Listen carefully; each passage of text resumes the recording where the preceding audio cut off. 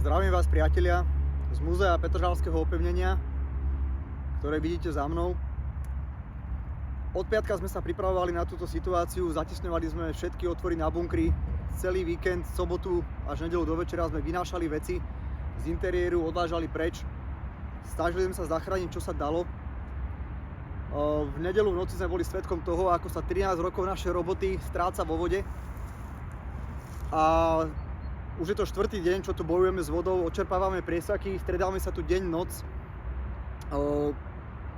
Pri čerpadlách, pri centrálach, vozíme materiál.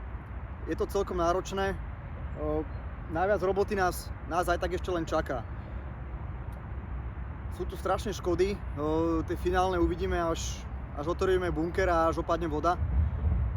Nie je to ľahké teraz pre mňa povedať, ale potrebujeme vašu pomoc. A veľmi pekne vás prosíme, pomôžte nám.